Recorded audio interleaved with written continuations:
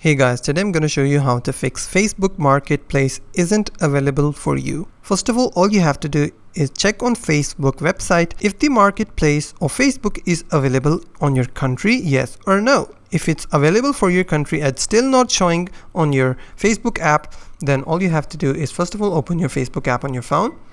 Then go to your profile icon on the top right corner, and then you have to go to Facebook settings by clicking on the gear icon.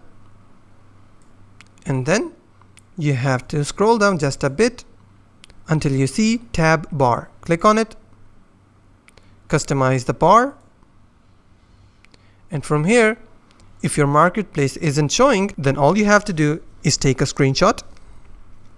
Once you took a screenshot, all you have to do is go back. From here, you have to find help and support. Click on it and report a problem. Click on continue to report a problem. Then click on include. And then from here you have to select marketplace. Click on it.